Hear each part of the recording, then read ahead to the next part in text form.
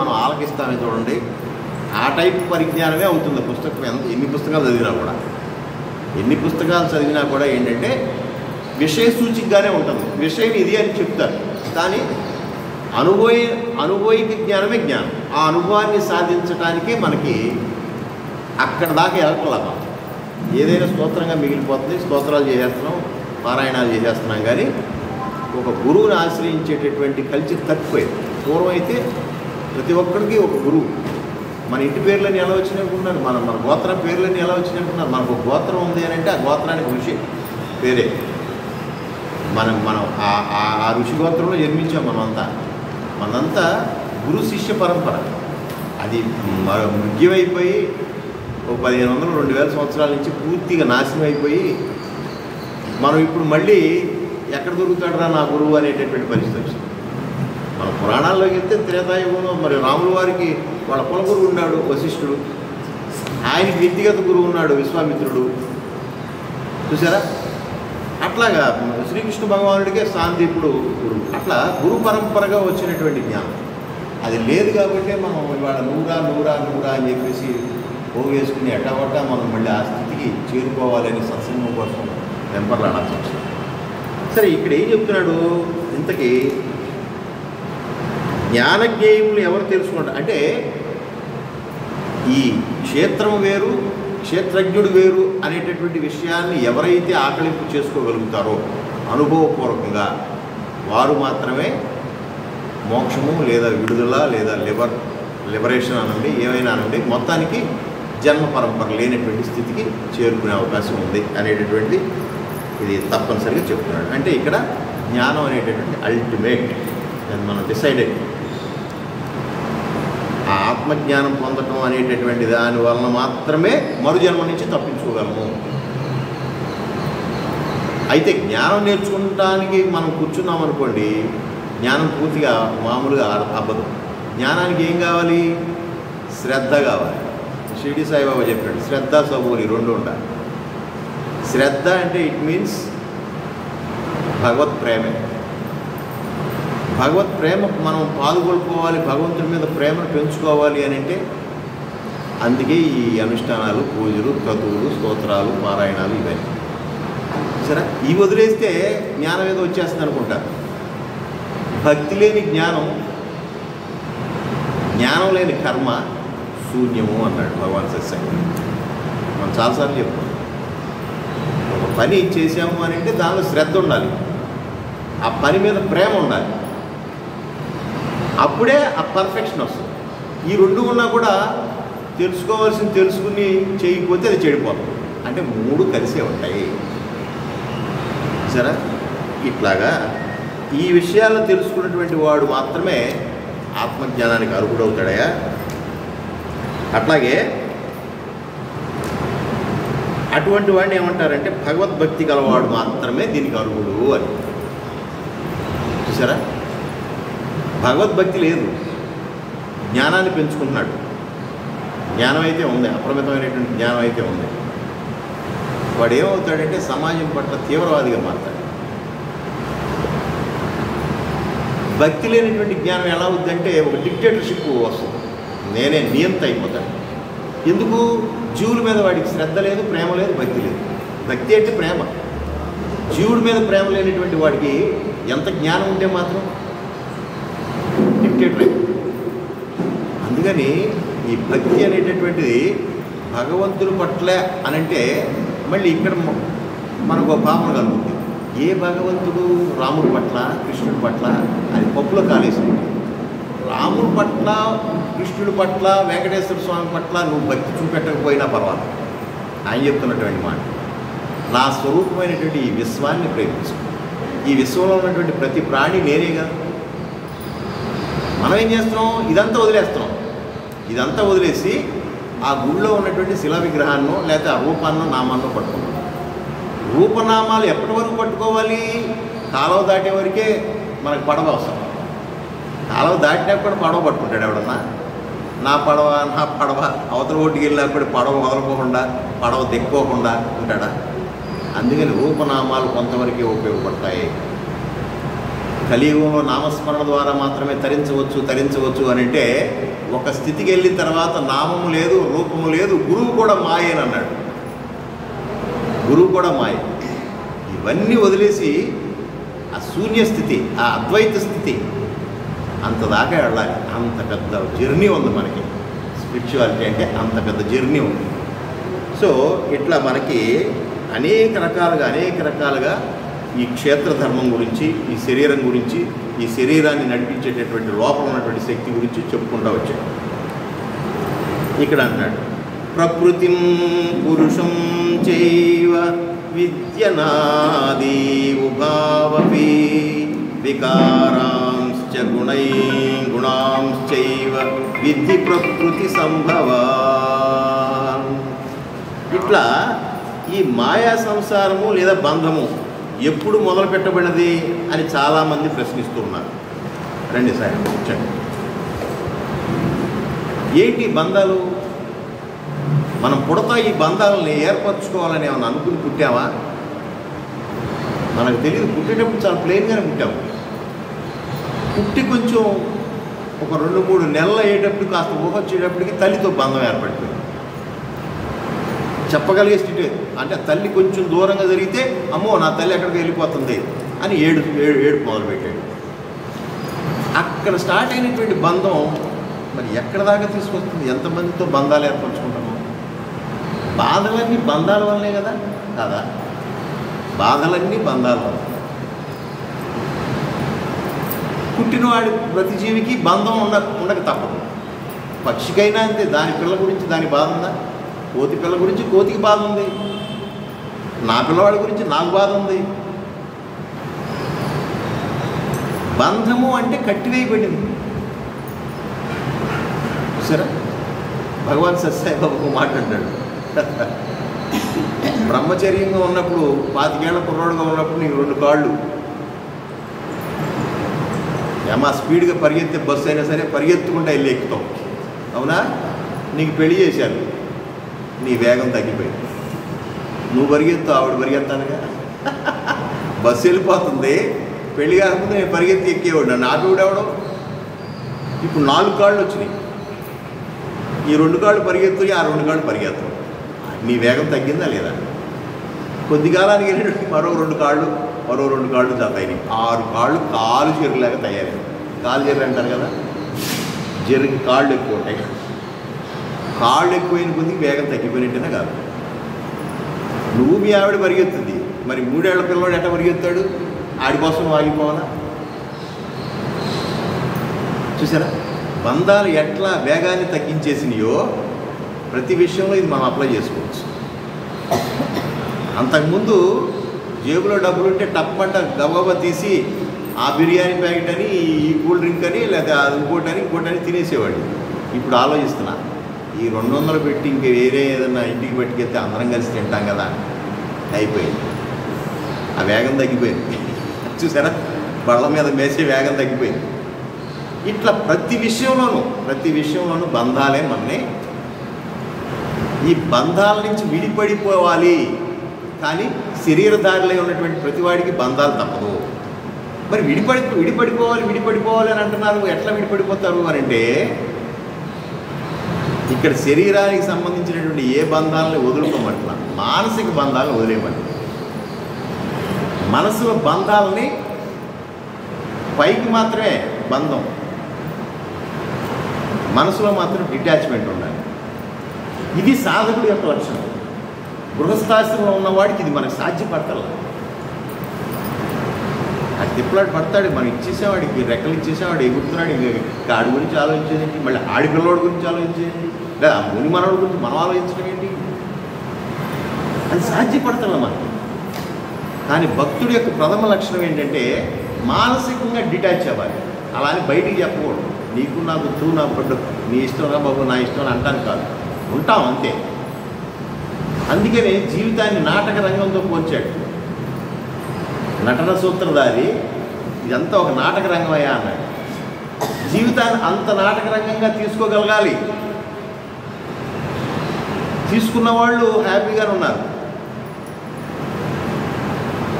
ఆయన మహానుభావుడు పేరు గుర్తురాట్లా, మంచి స్పీకరు అనౌన్స్మెంట్ ఇచ్చారు ఈ నెల రోజుల క్రితమే. ఆయన వస్తున్నాడు, ఆయన చెప్తాడు మంచి విషయాలు అని అంటే కొన్ని వందల వేల మంది చుట్టుపక్కలంతా వచ్చి హాల్ అంతా నిండిపోయింది, గ్రౌండ్లన్నీ నిండిపోయినాయి. ఆయన మాట్లాడుతూ ఉన్నాడు, చాలా మంచి మంచి విషయాలు చెప్తూ ఉన్నాడు. ఒక ఆయన గబగబా స్టేజ్ ఎక్కాడు. స్టేజ్ ఎక్కేసి ఆయన చెవులో ఏంటో చెప్పాడు. ఆయనతో ఏంటో మాట్లాడాడు 2 నిమిషాలు. మాట్లాడేసి తర్వాత మీటింగ్ కంటిన్యూ చేశాడు. మీటింగ్ అంతా అయిన తర్వాత అక్కడ ఉన్నవాళ్ళు అడిగారు, ఏమయ్యా నీకేం గుర్తుందా లేదా, ఆయన అంత గొప్ప విషయాలు మాట్లాడుతున్నాడు, నువ్వు స్టేజ్ ఎక్కేయండు, ఆయన చెవులు ఏ కొరికేస్తావు, ఆయన అనవసరంగా డిస్టర్బ్ చేసావనంటే, ఏం లేదండి వాళ్ళ భార్య గారు చనిపోయారు, ఆ విషయం చెప్పడానికి అని పైకి ఎక్కారు. అయ్యో ఏమన్నాడు మరి అయినా అంటే, చనిపోయిందా, కొట్టుమిట్టాడుతుందా, హాస్పిటల్లో ఉందా అని 3 విషయాలు అడిగాడు. లేదండి చనిపోయిందని. చనిపోయింది అనగానే ఆయన స్పీచ్ కంటిన్యూ చేశారు. ఆ తర్వాత వీళ్ళు వెళ్ళి ఆయన అడిగారు, ఏమంటే మీ భార్య చనిపోతే మీరు ఎట్లా కంటిన్యూ చేశారండి, ఎట్లా చనిపోయినా మనం చేసేదే ఉంది, ఇంకా అటు ఇటుగా ఉందని అంటే గవ్వాలి ఏదైనా ప్రయత్నం చేసి హాస్పిటల్కి తీసుకెళ్ళడానికి నేను వెళ్ళాలి. ఇంకా పోయిన తర్వాత నేను ఇంకేముంది, నా కోసం ఇన్ని వందల మంది ఇన్ని లక్షల మంది నెల రోజులు ఎదురు చూస్తూ ఉంటే ఇంకా ఆ పోయినటువంటి ఆ కట్టి గురించి ఇంకా నేను బాధపడాల్సిన అవసరం అంటే ఎంత వైరాగ్యం చూడండి, ఎంత వైరాగ్యం. చూసేవాళ్ళకి ఎట్లా ఉంది, 7 భార్య పోయినా కూడా ఇట్లా అంటారా లేదా. కానీ మానసికంగా అంత హై లెవెల్లో ఉన్నాడు. మనం కూడా అలాగే ఉండాలి. అలా లేకపోతే దుఃఖం ఎక్కువైపోతుంది. ఎప్పుడైతే వాట్ ఈజ్ లైఫ్ అని అడిగితే సంగత్వం నిస్సంగత్వం అన్నాడు అంతే ఒక ఆయన. కలుసుకుంటాం విడిపోతాం, మన జీవితాలన్నీ కలుసుకుంటాం విడిపోవటంతో ఉంటుంది. చిన్నప్పుడు అమ్మతో కలిసి ఉన్నాం, కొంతకాలం తర్వాత అమ్మ లేదు, ఉన్న అమ్మనే కొంచెం దూరం చేసుకుంటున్నాం, అది వేరే విషయం. మళ్ళీ చేతులారా దూరం చేసుకునేటటువంటి పరిస్థితులు ఈ లోకంలో బాగానే కనపడుతున్నాయి. సరే, ఆవిడ కాలక్రమంలో ఆవిడ అంతరించిపోతా ఉంది. మళ్ళీ ఇద్దరు కలుపుతున్నాడు, కొంతకాలానికి ఎవరో ఒకరు రాలిపోతారు. ఇట్లా కలయిక విడిపోవడం, కలయిక విడిపోవడం, ఇంతే జీవితం అంటే. ఇంత ఇంపర్మనెంట్ అశాశ్వతమైనటువంటి గాలి పొడగ లాంటి జీవితంలో నువ్వు దూరి కూర్చున్నావు ఆత్మరూపంలో. నిన్ను నువ్వు ఉద్ధరించుకోవాల్సిందే తప్ప ఇంకెవ్వరూ నీ గురించి ఆలోచించరు. దేవుడు ఆలోచిస్తున్నాడు అనుకుంటారా? దేవుడు నథింగ్, దేవుడు ఏమి చేయడు. ఏంటి ఇంకే పిచ్చి కుదిరిపోయింది, దేవుడు ఏం చేయకపోవడం, దేవుడు ఏమీ చేయడు. దేవుడు జస్ట్ నా సీసీ కెమెరా లాంటి వాడు, సాక్షిభూతుడు అన్నారు. అందుకనే భగవంతుడు మనం చేసుకోవాల్సింది, మన ఆత్మను మనం ఉద్ధరించుకోవాల్సింది. ఉద్ధరించుకుంటానికి కావలసినటువంటి గైడ్ లైన్స్ అవతార పురుషుల రూపంలో వచ్చి ఆయన బోధించాడు. ఆయన అలా జ్ఞానాన్ని ఎవడి నోటి ద్వారా చెప్పిస్తే ఈ జనావాళ్ళు వింటారో అటువంటి వాళ్ళని అవతార పురుషులకు ఎన్నుకుని ఒక యుగంలోనే శ్రీకృష్ణుడు గారు, ఒక యుగంలో రామచంద్రుడు గారు, ఒక యుగంలో బాబా గారు, ఇంకొక యుగంలో ఇట్లా వచ్చి జ్ఞానాన్ని నేర్పిపోతాడే తప్ప ఆయన ఏమి చేయడు. ఆ ఒక్కటి మాత్రం చేస్తాడు. ఆ ఒక్కటిని అందిపుచ్చుకుంటే మానవ జన్మ యొక్క ప్రథమ కర్తవ్యము. అది తెలియక మనం ఇటువంటి జ్ఞానం కోసం అరువులు చాల్చకుండా భక్తిని, పూజల్ని, పండగల్ని ఒక ఎంటర్టైన్మెంట్ ప్రోగ్రాంగా తయారు చేసి కేవలం కాయాన్ని, కాలాన్ని మాత్రమే పరిశుభ్రపరచుకుంటున్నాం. కానీ ఆత్మ ఉద్ధరణ కోసం మనం పాటుపట్టాల. మనం పరిశీలించుకుంటే జరిగేది ఇది. కానీ భగవంతుడు అట్లా కాదు, అట్లా చెప్పలా. ఈ మాయా, ఈ సంసారం, ఈ బంధం ఎప్పుడు మొదలు పెట్టబడిందని చాలామంది ప్రశ్నించుకుంటూ ఉంటారు. ఎందుకు వచ్చిందా ఈ బాధలన్నీ, నాకే ఎందుకు వచ్చింది, అసలు ఎందుకు పెట్టాడు, అసలు పుట్టించడం ఎందుకు, పుట్టించటం దేనికి? మనం ఏడుతుంటే పైనుంచి ఆయన చూస్తూ ఉంటాడు చక్కగా హ్యాపీగా. Your tears are my drinking water అన్నాడు ఒకసారి భగవాన్ సత్యసాయి బాబా. ఏంట్రా ఏంటి, నేనే ఆడవటం ఏంటి, నా కన్నీళ్ళు నువ్వు తాగుతానంటావు ఏంటి? నేను చాలా పూరులాగా ఉన్నాడే. ఆయన కోరుకునేటటువంటి ఆ కన్నీళ్ళు ఏమిటో తెలుసా? పశ్చాత్తాపంతో కూడి మరలా అటువంటి పాపాన్ని చెయ్యను, నన్ను సద్గతి సన్మార్గంలో నడిపించు బాబా అని పశ్చాత్తాపంతో ఎవడైతే ఏడుస్తాడో వాడి కన్నీళ్ళు నాకు కావాలి, దాన్ని నేను తీర్థంగా స్వీకరిస్తాను. చూసారా ఇంత గొప్ప లోతైన అర్థాలు ఉంటాయో, చూడటానికి ఏమో ఒక రకంగా ఉంటాయి కానీ లోతైన అర్థాలు. అట్లాగా అసలు ఈ బంధం ఎప్పుడు మొదలు పెట్టబడింది అని చాలామంది ప్రశ్నించుకుంటూ ఉంటారు. రాత్రి నిద్రించినటువంటి పిదప స్వప్నంలో ఈ స్వప్నమైనప్పుడు మొదలు పెట్టబడింది అను ప్రశ్నకు ఫలానా సమయం అని ఎవరు ఎట్లు జవాబు చెప్పలేరు. అట్లే ఈ జగత్ ప్రపంచం గూర్చి ఎరంగవల్లి. ఇప్పుడు ఒక పడుకున్నాం, మనకి స్వప్నం వచ్చింది. ఈ స్వప్నం ఎన్ని గంటలకు స్టార్ట్ అయిందో మనం చెప్పగలుగుతామా?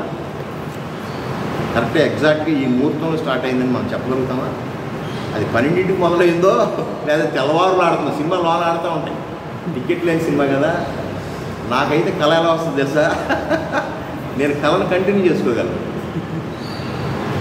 ఇప్పుడు కళ వచ్చిందనుకోండి, కళ ఎక్కడో ఒక డిస్కనెక్ట్ అయ్యి ఏదో డిస్టర్బెన్స్ వచ్చిందనుకోండి, మళ్ళీ దాన్నే ఆలోచించుకుంటూ అలాగే పడుకుంటే మళ్ళీ ఆ కళ నిదానంగా ఎక్కడో చోట కనెక్ట్ చేసి మళ్ళీ తెల్లవారులు సాగు. ఇది ఈ స్వప్న ప్రపంచంలో విహరించే వాళ్ళు ఉంటారు. కానీ స్వప్నం ఎగ్జాక్ట్గా ఎన్ని గంటలకు స్టార్ట్ అయిందో మనకు తెలియదు. అట్లాగే ఈ జీవుడు మొట్టమొదటగా ఈ జీవుడిని ఏ శరీరంలోకి మొట్టమొదటగా ప్రవేశపెట్టి ఈ నాటకాన్ని చూస్తున్నాడో ఆయనకి తెలియాల్సింది తప్ప మనకి ఎవ్వరూ చెప్పలేదు.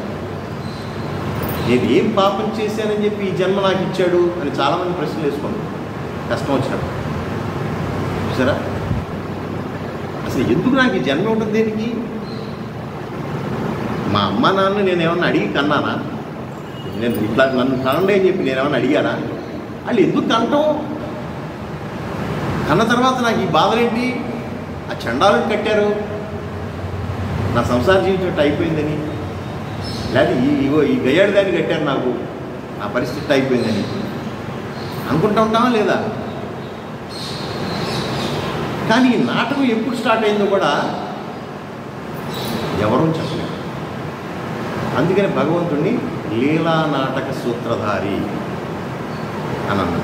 ఈ నాటకాన్ని రచించి ఎందుకు రచించాడు రా అంటే ఆయన వినోదం కోసం అని చెప్పి కొంతమంది కవులు చెప్తారు. అంటే సృష్టి నడవాలి, గేమ్ నడవాలి. ఏం నడవాలి అని అంటే ఒకడు ఓడిపోతుండాలి, అప్పుడప్పుడు వాడిని గెలిపిస్తూ ఉండాలి, మళ్ళీ ఓడగొడుతుండాలి. అదే కదా ధర్మరాజు జరిగింది. ఒకసారి గెలిచాడు, అబ్బో భలే వచ్చినాయే, ఈ పేకాట ఆడితే బాగా ఉందని చెప్పేసి కాయ అన్నాడు, కాయించాడు, మొత్తానికి పోగొట్టున్నాడు. ఇట్లాగా గెలుపు ఓటములు, సుఖములు దుఃఖములు ఎట్లా నడిపిస్తూ ఉంటాడు ఈ నాటక రంగాన్ని. ఇది నాటక రంగం అని తెలుసుకుని దాన్ని ఒక ప్రేక్షకుడిగా చూస్తే మనకు అంత పెయిన్ ఉండదు. ప్రేక్షకుడిగా చూసినప్పుడు అంతా అద్భుతంగాను ఒక ఆశ్చర్యంగాను ఉంటుంది, ఆ పెయిన్ మనకు తెలియదు.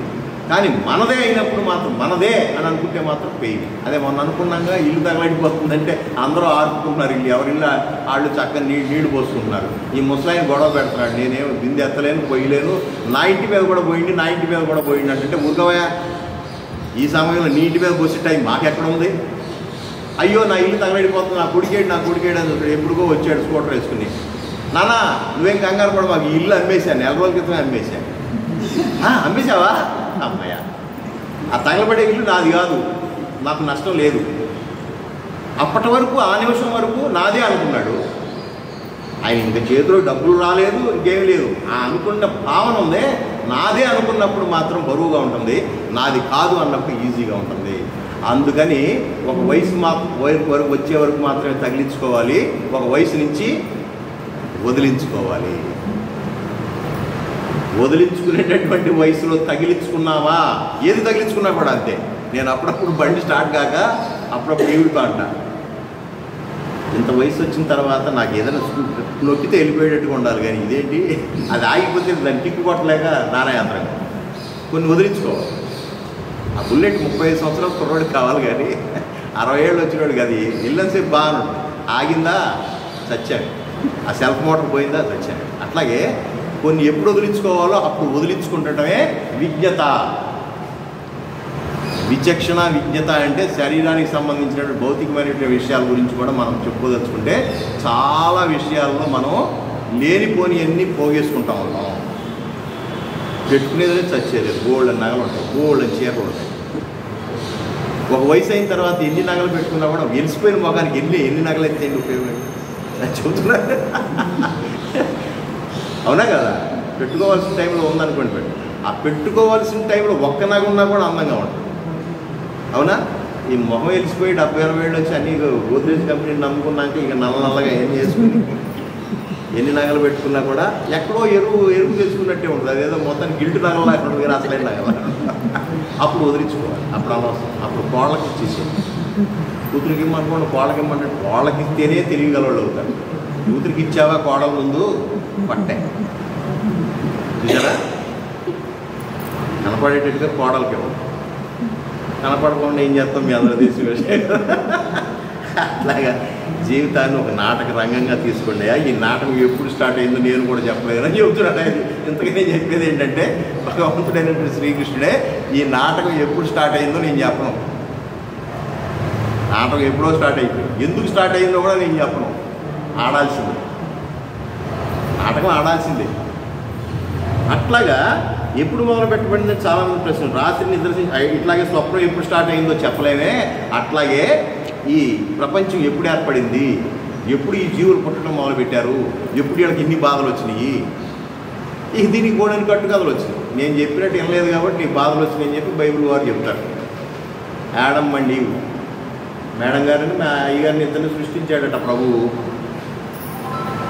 వాళ్ళిద్దరిని ఇదిగో ఈ చక్కగా హాయిగా ఈ నందనవనంగా ఉండేటటువంటి ఈ పూల పాన్పుపై చక్కగా తిరుగుతూ ఉండండి, ఈ పచ్చిక బయళ్ళు విహరిస్తూ ఉండండి, ఇంకో ఈ మాత్రం తాగుతూ ఉండండి, అవి మాత్రం తింటూ ఉండండి, ఈ చెట్టు మీద ఉన్న పండుని మాత్రం ముట్టుకోమాకండి అన్నాడు. అవునా? అంతేనా మేడం? ఆ పండు ముట్టుకున్నావా ఇబ్బంది పడతావు, ఆ పండు మాత్రం ముట్టుకోమా. ఏది చూస్తే నవనవలాగా నిగనిగలాడితే నువ్వు మగవాడివేనా, నువ్వు చెట్టు ఎక్కగలి మొహమేనా, దాన్ని పోయి అని చెప్పి ఈవిడ ప్రేరేపించు. అదేగా మరి ఇది రాముడిని సీతాదేవి ఆ బంగారులే కదా ఆశాజీవులు కదా మేడమ్స్. ఆ మేడం ఏం చేసింది, ఆ పొయ్యి మంది వద్దే ప్రభువు చెప్పాడా లేదా? వద్దు, మనకు అది ఎందుకు, ఇది ఎనమన్నాడు, ఇది తాగమన్నాడు, మళ్ళీ అది ఎందుకు ఆయన అట్టాగే అంటాడు. ఒకటే ఉంది, ఆ ఒకటి ఎవరికి ఇస్తాడు సృష్టిలో? ఇంకా అప్పుడు ఇంకే మిగతా ఏమి లేవు, మనకే ఉంటుంది. కొయ్యి అంది, కోసింది, కోసి ఆవిడకి ఇచ్చింది, ఆవిడకి ఇచ్చాడు, ఇస్తే ఆవిడ సగం వరికింది. అప్పటికి సిగ్గు ఏర్పడిపోయింది, మనాభిమానాలు గుర్తొచ్చింది. నాది స్త్రీలింగం అనేది అప్పుడు అర్థమైపోయింది, జ్ఞానం వచ్చింది, ఎరుపు వచ్చింది. సగం తినదే ఊరుకోవచ్చా, నువ్వు కూడా తినమని చెప్పి ఇటు తిరిగి ఆకుల చాటుకెళ్ళి ఆయన కూడా అందించింది. సరే ఆవిడ కొరికింది కదా అని చెప్పి కాకెంగిల్లా అనుకున్నాడు, మొత్తానికి ఈయన కూడా తిన్నాడు. ఇద్దరికి సిగ్గు తెలిసింది. సిగ్గు తెలిసేటప్పుడు ఈయన పురుషుడని ఈవిడ స్త్రీ అని భేదం వచ్చేసి చూసారా? ఆయన వచ్చాడు, ప్రభు వచ్చాడు, మిమ్మల్ని తినొద్దన్నాను కదా. అయ్యో, అసలు అక్కడితోనే ఆగిపోయేది సృష్టి. స్త్రీలింగం పురుషలింగం అనేటటువంటి భేదం లేదు, నో ఎమోషన్స్ ఎట్ ఆల్. సృష్టి జరిగేది కాదు. ఇక మీకు ఈ సిగ్గు తెలిసింది కదా, ఇక కామం ఏర్పడిపోద్ది ఆటోమేటిక్గా. కామం అనేటటువంటిదే శత్రువు, అదే సైతాన్. ఇక మీ వెనకాల సైతాన్ వచ్చేసినట్టే అని అన్నాడు. ఇక వాళ్ళిద్దరికీ ఆటోమేటిక్గా కామము అంటే కోరిక, అది శారీరకమైన కోరిక ఉండండి, మానసికమైన కోరికని కామము అంటారు. ఇక అక్కడి నుంచి సృష్టి జనరేట్ అయింది అని వాళ్ళ గ్రంథాల్లో. ఇంతకీ తర్వాత సృష్టి ఎప్పుడు స్టార్ట్ అయిందో తెలియదు, ఈ బంధాలు ఎప్పుడు ఏర్పడినాయో తెలియదు. అప్పటి నుంచి ఈ నాటకం జరుగుతూనే ఉంది. కనుక ఈ మాయను ప్రకృతిని అనాది అని పేర్కొన్నారు. అందుకని ఇది అనాది, ఎప్పుడు ఏర్పడిందో కూడా తెలియదు. 2000 సంవత్సరాల క్రితం ఆయన వచ్చి నేను సృష్టించాను ఆడమ్మేమనేటి అప్పుడు ఇది 5000 సంవత్సరాల క్రితం. మరి అప్పుడు ఉన్నారుగా మనుషులు చెబుతున్నారు. అక్కడి నుంచే కాదుగా, 2000 క్రితం నుంచి సృష్టి స్టార్ట్ అవ్వలేదుగా, అంతకుముందు ఉందగా చరిత్ర. అప్పుడెవరు సృష్టించారు? అందుకని ఇట్లా కట్టుకథలు మనవాళ్ళు చెప్పరు. అది అనాది, అంతే. ఆది అంతము లేనటువంటి సృష్టి. ఎందుకు? సృష్టికర్త దీనిలో ఉన్నాడు కాబట్టి. సృష్టికర్త వేరుగా ఉన్నాడు, సృష్టి వేరుగా ఉందనేటటువంటి సిద్ధాంతంలో వాళ్ళు ఉన్నారు కాబట్టి ఆ కథ చెప్పారు. ఇక్కడ మన సనాతన ధర్మంలో అది కాదు, సృష్టిలోనే మిళితమైపోయి ఉన్నాడు ఆత్మరూపంలో. చూసారా? మన ధర్మానికి ఇతర ధర్మాలకి తేడా తెలియకపోతే ప్రతిదీ పెద్ద విశాల హృదయంలాగా ఈ హిందువులంతా మాకు ఏదైనా ఒకటేనండి, ఏ ధర్మమైనా ఒకటేనండి అని చెప్తుంటారు. ఏ ధర్మమైనా ఒకటి ఎట్లా అవుతుంది అసలు? మరు జన్మ లేదు అని అంటేనే మిగతా ధర్మాలన్నీ మరు జన్మ లేదు, ఇదే ఫైనల్ అంటున్నారు. మన ధర్మం అట్లా చెప్పలా, మరు జన్మలు ఉన్నాయి, నువ్వు చేసుకునేటటువంటి పాప పుణ్య ఫలితాలను బట్టి ఉంటుంది. అంత జాలి లేనివాడు కాదు కదమ్మా. మనం చాలాసార్లు అనుకున్నాం, రాష్ట్రపతి క్షమాభిక్ష పెడుతున్నాడు కదా. డెత్ సెంటెన్స్ ప్రకటించిన తర్వాత ఈయన ఉరి అన్న తర్వాత ఆయన సత్ప్రవర్తన చూసి గాంధీ జయంతి రోజున ఒకరిని ఇద్దరు వదిలేస్తున్నాం కదా. మానవుడికే ఇంత దయ ఉంటే ఆ దయామయుడైనటువంటి ఆ మహానుభావుడు అంత దయ లేకుండా ఈ జన్మతోనే మన కథం చేసేస్తాడా? కాదు, మరు జన్మించి మళ్ళీ మార్చుకునే అవకాశాన్ని కలగజేస్తాడు. మరు జన్మ అంటే మార్పుకు సింబల్. నువ్వు మళ్ళీ మారటానికి నీకు మళ్ళీ ఒక అవకాశం ఇచ్చినట్టే. ఎంత విశాలమైనటువంటిదో ఈ సనాతన ధర్మం చూడండి. సరే, ఇంత విశాలమైనటువంటి ధర్మాన్ని చాలా సంకుచితమైనటువంటి భావాలు కలిగినటువంటి ధర్మాలు ఒకటే ఎలా అవుతాయి అసలు? మేము అందరినీ ప్రేమిస్తాం, అందరినీ గౌరవిస్తాం, మంచిదే. నా తల్లిని నేను ప్రేమిస్తా, అలాగే నా చుట్టుపక్కల ఉన్నటువంటి నా తల్లికి సమానంగా ఉన్నటువంటి వయసు వాళ్ళందరినీ నేను గౌరవిస్తాను. అంతే తప్ప నా తల్లిని కాకుండా వేరే తల్లిని ప్రేమించేస్తానా? నా తల్లిని ఓల్డ్ ఏజ్లో పెట్టి పక్కింటి తల్లి బాగుందని చెప్పి తెచ్చుకుని చక్కగా పోషిస్తానా? అట్లా అయిపోయింది మన సంసారం. మన సనాతన ధర్మంలో ఉన్నటువంటి కొద్దిమంది ఒక 20% లెక్కేసుకోవచ్చు. ఇప్పటికీ స్టిల్ 80% మంచి స్ట్రాంగ్గానే ఉన్నాం. మనం సోమనాథ్ వెళ్ళినప్పుడు అక్కడ చరిత్ర చదివితే 18 సార్లు భయంకరమైనటువంటి 850 సంవత్సరాల పాటు ముష్కరులైనటువంటి మా గజనీ మహమ్మద్ లాంటి వాళ్ళు 18 సార్లు సోమనాథ ఆలయాన్ని కూలగొడితే ఆ పూజారి అక్కడ ఉన్నటువంటి లింగాన్ని వాటేసుకుని నూతిలో దూకేశాడంట. ఆ లింగాన్ని ఎత్తుకుపోతారేమో అని చెప్పేసి. వాడు ఎక్కడ దూకాడో కూడా ఎట్లా దూకాడో కూడా తెలియక అటెతికి ఇటెతికి మొత్తానికి వాళ్ళు వెళ్ళిపోయిన తర్వాత మళ్ళీ భక్తుల సహాయంతో ఆ లింగాన్ని మళ్ళీ స్థాపించుకుని వాళ్ళ ఇంట్లోనే పెట్టుకుని చాలా చాటుగా పూజలు చేస్తూ చూడండి ఎంత సాహసాలు చేశారు. అంత ఎన్నోసార్లు డిస్ట్రాయ్ చేశారన్నమాట. అట్లాగే ఇంత స్ట్రాంగ్ అయినటువంటి సనాతన ధర్మంలో పుట్టి చూసిన వాడినల్లా నా వాడే అనుకోండి, పైకి అనండి అంతే. ఎందుకంటే ఈ కుహన రాజకీయాల్లో లౌకికవాదంతో ఉన్నటువంటి ప్రజాస్వామ్య వ్యవస్థలో ఇది మతరాజ్యంగా కాకుండా లౌకికమైనటువంటి రాజ్యంగా డిక్లేర్ చేయబడింది కాబట్టి గుంబనంగా ఉండాలంటే. ఎందుకు ఉండాలి అంటే 99% 95% ఆ ధర్మం కానీ ఈ ధర్మాలు కానీ అక్కడక్కడ మ్యాచ్ అవుతాయి. ఒకే ఒక్క విషయంలో మ్యాచ్ కావట్లా. మరుజన్మ లేదు అని అంటారు వాళ్ళు. మరుజన్మ మీద బేస్ అయి ఉంది, కర్మ సిద్ధాంతం మీదే బేస్ అయింది సనాతన ధర్మం.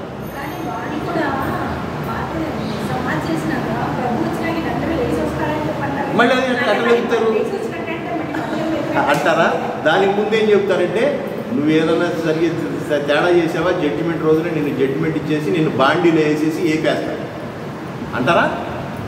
పురుగు చావదు, చింత చావదు, పురుగు చావదు, నిన్ను ఏపుతాను ఉంటా, నువ్వు నరకంలోనే ఉండిపోతావు అంట. అంత దయా లేనటువంటి వాడా? కాబట్టి ధర్మాల్లో చాలా తేడాలు ఉన్నాయి చూసారా. కాబట్టి మనమంతా యూనిటీగా ఉండటానికి మాత్రమే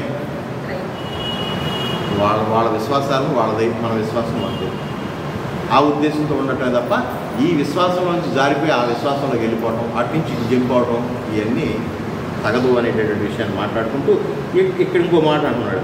వికారాంశ్చ గుణాంశ్చైవ విద్ధి ప్రకృతి సంభవాన్.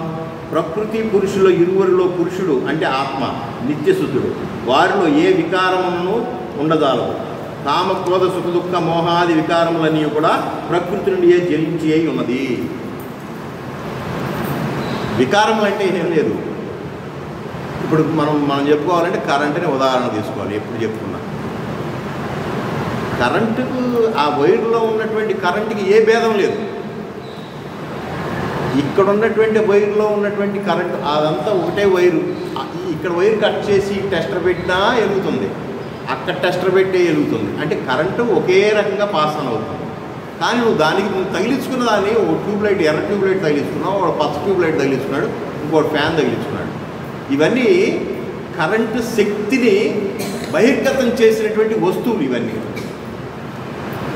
అంటే ఈ ప్రకృతి అంతా వస్తు మాదిరి, దాన్ని నడిపించేటటువంటిది మాత్రమే ఆత్మ. దాన్నే పురుషుడు అంటారు. ఆ పురుషుడు కోసం చేసే ప్రయత్నమే పురుష ప్రయత్నము అంటారు. పురుష ప్రయత్నం అంటే మగవాళ్ళు చేయాలి కావచ్చు, ఆడవాళ్ళు చేయటం కాదంటారు. పురుష ప్రయత్నం అంటే ఏంటంటే ఆత్మ స్థితిని తెలుసుకోగలిగి నువ్వే ఆత్మ అనేటటువంటి స్థితిని కోసం పోరాడేటటువంటి ప్రయత్నం ఉంది. దాన్నే స్పిరిచువల్ ప్రాక్టీస్ అంటారు, సాధన అంటారు. దానికోసం నువ్వు యోగ మార్గంలోకి వెళ్తావా, లేదా భక్తి మార్గంలో వెళ్తావా, సేవా మార్గంలో వెళ్తావా అని డిఫరెంట్ మార్గాలు. ఎన్ని డిఫరెంట్ మార్గాలు ఉన్నా కూడా చివరికి ఈ ద్వైతాలన్నీ కూడా అద్వైత స్థితికి రావాల్సిందే. ఉన్నది ఒకటే, అహం బ్రహ్మాస్మి, అద్వితీయ బ్రహ్మం, ఐమాత్మ బ్రహ్మ అనే స్థితికి రావాల్సిందే. ఎన్ని దారులు ఇట్లా వెళ్ళినా, అటు నుంచి వెళ్ళినా, ఇటు నుంచి పామర మీద నుంచి వెళ్ళినా చివరికి ఆ రింగ్ రోడ్ దగ్గర కలవాల్సిందే. బెంజ్ సర్కిల్ దగ్గర బంద్ రోడ్ వచ్చినా బెంజ్ సర్కిల్ దగ్గర వెళ్తాడు, గుడివాడ వచ్చినా బెంజ్ సర్కిల్ దగ్గర వెళ్తాం విజయవాడలో, అవునా కదండి? చూసారా? అట్లాగా ఆ ఉన్నది ఒకటే అనేటటువంటి ఎరుకు కోసమే మనం ప్రయత్నించాలి. అట్లా చెప్తూ ఇక్కడ కామక్రోధాది వికారం ఉన్నంత వరకు తానింకను ప్రకృతి యందు ఉన్నవాడే. చూసారా? మనకి నేను శుద్ధమైనటువంటి చైతన్యాన్ని అన్నప్పుడు దీనికి బిల్డింగ్లు అవసరంలా. ఈ ఆత్మకి పడుకుంటానికి పరుపు అవసరంలా. చూసారా? కానీ నేను శరీరము అనుకున్నప్పుడు మాత్రమే నాకు అన్ని సౌకర్యాలు కావాల్సి వస్తుంది. అందుకని హఠయోగం అనేటటువంటి పుట్టింది. హఠయోగం అంటే శరీరాన్ని కూడా లెక్క చేయకుండా ఒంటికాల మీద తపస్సు చేస్తుంటారే, ఈ శరీరాన్ని లెక్క చేయదు, హఠయోగం అంటారు. ఒక స్థితికి వెళ్ళిపోయిన తర్వాత వాళ్ళకి ఈ శరీరాన్ని నుంచి పక్కకు వచ్చేసి శరీరాన్ని చూస్తూ ఉంటారు. దాన్ని ప్రాయోగిక వేషము ఏదో అంటారు, పరకాయ ప్రవేశము అని కూడా అంటుంటారు కదా. చూసారా? ఆ బాడీలోంచి బయటకు వచ్చేస్తాడు.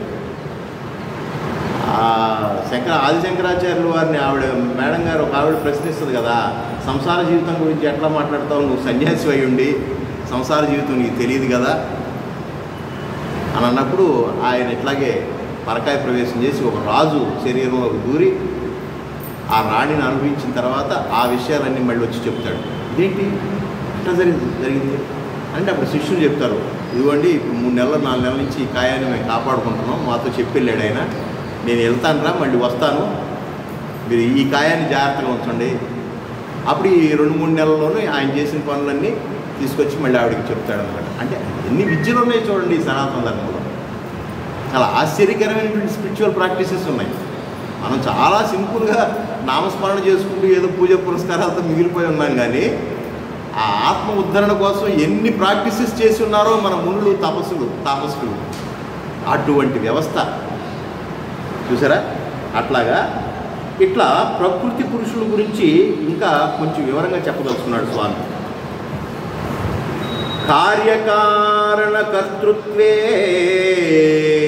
హేతు ప్రకృతి రుచ్యతే పురుష సుఖ దుఃఖానాం భోక్తృత్వే హేతురుచ్యతే. కార్యకారణములను కలుగు చేయుట యందు ప్రకృతి హేతువనియు, సుఖదుఖములను అనుభవించుట యందు పురుషుడే హేతువనియు చెప్పబడుతున్నది. అనగా కార్యమనగా శరీరము కారణముగా ఇంద్రియ మనోబుద్ధి అహంకారములు పంచభూతములు శబ్దాది విషయములు వీటన్నిటి యందు కలుగు చేయనది ప్రకృతి.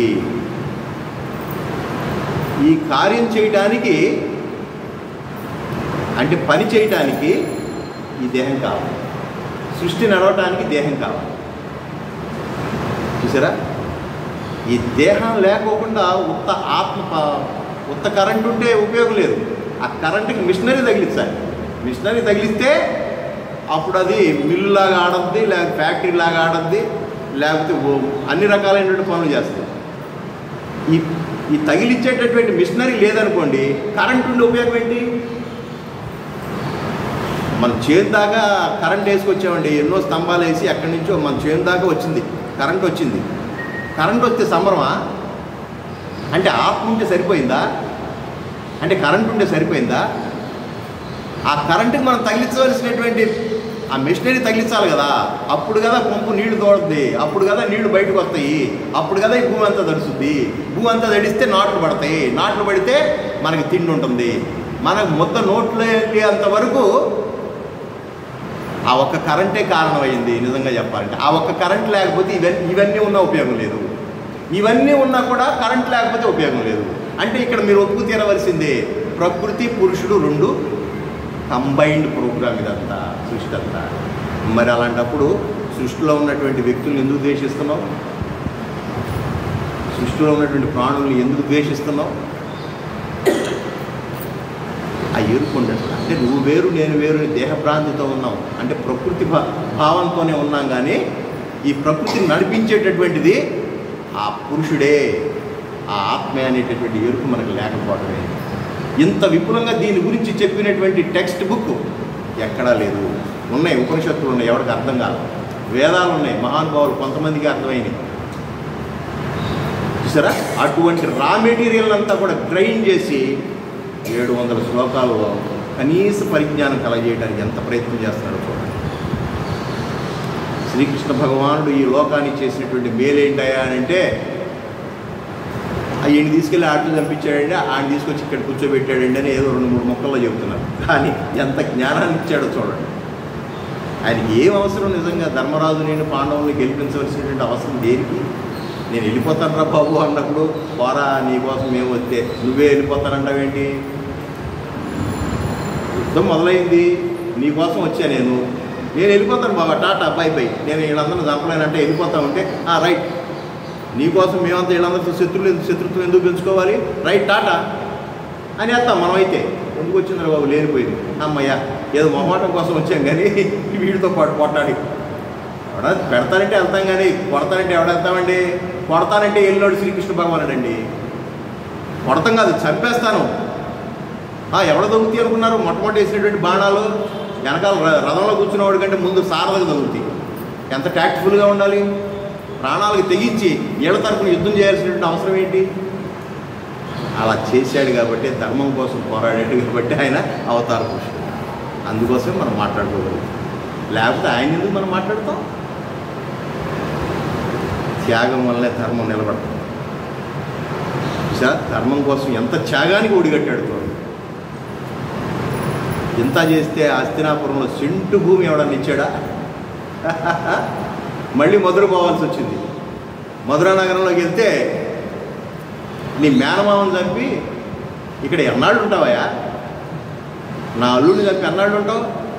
నీ వాళ్ళు నీ జాతి వాళ్ళు మీకేమి ఇక సిగ్గుసేరాలు లేవా అని జరాసంధుడు రోజుకు ఒకసారి పోటాడుకొచ్చేవాడు. చచ్చిపోయిన కంసుడు జరాసంధుడికి అల్లుడు, పిల్లనిచ్చినటువంటి మామ జరాసంధుడు. శ్రీకృష్ణుడికేమో కంసుడు మేనమామ. నా అల్లుడిని చంపేస్తావా అని చెప్పి జరాసంధుడు శ్రీకృష్ణుడి మీద కోపం. వీళ్ళ జాతి మొత్తం వీళ్ళ యాదవులందరినీ హింస ఊచకోత పోసేవాడు. జరాసంధుడు వరబలం కలిగినటువంటి వాడు, మహాబలవంతుడు. వీళ్ళు లేనప్పుడు చూసి వీళ్ళ మీద దండయాత్రలు చేసేవాడు. అందుకు కదా వీళ్ళందరినీ రక్షించడానికి ఆనాడే అంత పెద్ద టెక్నాలజీ ఉపయోగించి ద్వారకలో ప్రత్యేకమైనటువంటి రాజ్యాన్ని నిర్మించుకున్నాడు. ఆ రోజు నేను హస్తినికి పారిపోయి వచ్చి, ఏమయ్యా నీకు ఆ రోజు నేను గెలిపించాను కదా మిమ్మల్ని అందరినీ, నాకు కూడా మా వాళ్ళందరికీ కలిపి ఈ 10 ఎకరాలు మాకు ఎలాట్ చేయండి అంటే చేయరా? లేదు, ఆయన స్వయంగా ఆయన రాజ్యాన్ని ఆయన వేసుకుని. అందుకని అక్కడ ద్వారకాధీశ్కి జై అంటారు. మనం శ్రీకృష్ణ పరమాత్మకి జై అంటామా? వాళ్ళు ద్వారకాధీశ్కి జై, ఒక రాజుగానే పూజిస్తారు. అక్కడ మేకప్ అంతా, కాస్ట్యూమ్ అంతా ఆ బేట్ ద్వారకలో కానీ, ఎందుకంటే రాజు లక్షణాలలాగానే ఆ తలపాగా అవన్నీ పెడుతుంటారు నార్త్ ఇండియన్స్. సరే, అంత త్యాగం చేశాడు కాబట్టి మనం అట్లా మాట. కాబట్టి కార్యకారణకర్తృత్వే, ఇక్కడ కార్యం అనగా ఈ శరీరం లేకపోతే కార్యం జరగదు. అవును కదండి. ఈ శరీరానికి అనారోగ్యం ఏర్పడినప్పుడు, అరే పిల్ల పెళ్లి పెట్టుకున్నాను, కాళ్ళు పని చేయట్లేదు, కేళ్ళ నొప్పులు వచ్చినాయి అంటున్నావా లేదా? అరే మా తమ్ముడిని పిలిపించండి రా, ఆ పని చేయండిరా, ఈ పని చేయండిరా అని అంటున్నావా? అది ఈ శరీరం బాగుంటే అంటామా? టకటక లేచి మనం చేస్తాం కదా. అంటే ఇక్కడ కథ నడవాలంటే శరీరం కావాలి.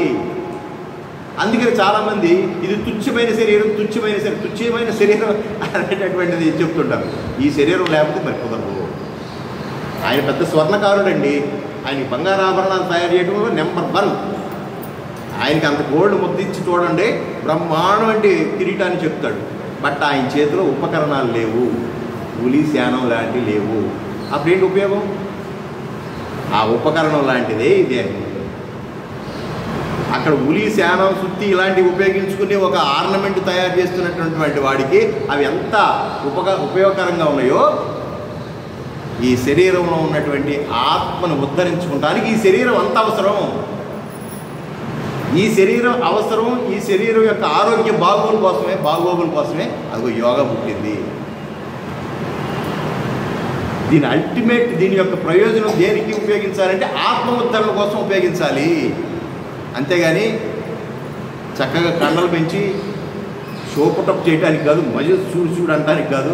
ఎన్ని 36 అంగుళాలు కాదు, 46 అంగుళాలు పెంచినా ఈ ఛాతి కట్టులో వేస్తే 5 నిమిషాలు త్వరమంటే కాలిపోతాయి. ఎంతో గొప్పగా పెంచుకున్నటువంటి ఈ చెవులు, అబ్బా ఎంత గొప్పగా ఉన్నప్పుడు నీ లోలకాలు ఈ చెవులకి నీకే సూట్ అవుతాయి. అబ్బా నీ ముక్కు పొడక ఎంత అందంగా ఉంది, అబ్బా నీ ముక్కు పెడితేనే ఆ పొడక అందం. ఒడియాలు మాడిపోయినట్టు మాడిపోతాయి. మొట్టమొదట మాడిపోయి ఇయ్యే ముక్కు చెవులు కళ్ళు రేపు టప్ప అంట వెళ్ళిపోతాయి. చూడాలి ఒకసారి. శ్మశాన వైరాగ్యం పుట్టాలి. శ్మశాన వైరాగ్యం పుడితే ఈ దేహభ్రాంతి తగ్గుద్ది, నిజం. లేకపోతే ఈ దేహాలు, నా దేహమే గొప్ప, నేను పుట్టినటువంటి కుటుంబమే గొప్ప, దీనిలో కూడా మళ్ళీ నా చెల్లి కంటే నా అక్క గొప్ప, అక్క చెల్లెళ్ళలో కూడా గొప్ప. ఒక గర్భాన్ని తీసుకుని పుట్టినవడమే మనం ఎంత అహంకారాలు పోతున్నామే. దీని అంతటి కారణం ఏంటి? దేహభ్రాంతి కాదా? అటువంటి భ్రాంతులన్నీ వదిలించుకుండాయా. కార్యకారణ స్థితి కోసం ఒక పనిముట్లాగా ఉపయోగించుకుండాయా దేహాన్ని. అందుకు సృష్టించానయా ఈ దేహాన్ని, అందుకు ఈ ప్రకృతిని అంతా సృష్టించానయా. ఈ దేహాన్ని కాపాడుకుంటానికి కావాలి కదా ఆరోగ్యమైనటువంటి దేహాన్ని కాపాడుకుంటానికి కావాలి కదా ఆహారం. అందుకు పుట్టించానయా చెట్టు చేపల్ని. మరి తాగి బతకాలి కాబట్టి నీళ్లు పుట్టించానయా. ఈ సృష్టిలో ఏ పదార్థం తయారైనా అది ఎటువంటి పరిస్థితుల్లో ఎవరు ఉపయోగించుకోకపోయినా మానవుడు ఉపయోగించుకునే విధంగా మనకు అంత విజ్ఞత ఇచ్చాడు. చెరుకునిస్తే దాన్ని పిండి రసం చేసి బెల్లంగా తయారు చేస్తున్నాం, పంచదారగా తయారు చేస్తున్నాం, దాన్ని చిలకలుగా తయారు చేస్తున్నాం, ఎన్ని రకాలుగా తయారు చేస్తున్నాం. పెద్ద ఏనుగును కూడా స్వాధీనం చేసుకుని అంబారి ఊరేగుతున్నాం. ఏ జంతువు అయినా మన మీద ఎప్పుడైనా ఊరేగిందా? ఏ జంతువు అయినా, ఏ పక్షి అయినా, ఎంతటి గొప్ప జీవులైనా సరే సరెండర్ చేసుకుని వాటన్నిటిని కట్టు బానిసలుగా చేసుకుని ఆ రోజున రెండెద్దులు కట్టి కాడెద్దు కట్టి వ్యవసాయం చేసాం. ఈ రోజున ట్రాక్టర్లు వచ్చినాయి అనుకోండి, చూసారా? అట్లా ప్రతి సృష్టిలో ఉన్నటువంటి ప్రతి పదార్థాన్ని, ప్రతి విషయాన్ని కూడా ఉపయోగించుకుని ఈ దేహాన్ని కాపాడుకుంటూ దేహంలో ఉన్నటువంటి ఆ ఆత్మ ఉద్ధరణ కోసం పాటుపడటానికి ఇచ్చామయ్యా. ఈ ప్రకృతిని ఊరికే ఇవ్వలేదు, అందుకు నాటకం స్టార్ట్ అయింది అనేటటువంటి విషయాన్ని చెప్తూ ఇక్కడ అంటున్నాడండి, ప్రకృతి యొక్క గుణములతోటి కలయికయే జీవుని యొక్క జన్మకు హేతు అని చెప్తున్నాడు అనమాట. ఈ కరెంటు పుట్టింది, ఇప్పుడు వరకు స్విచ్లు ఏమీ వేయలేదండి. కరెంటు ఉంది, కానీ వచ్చి రాగానే స్విచ్ వేసాం. స్విచ్ వేసినప్పుడు వెంటనే లైట్ వెలిగింది.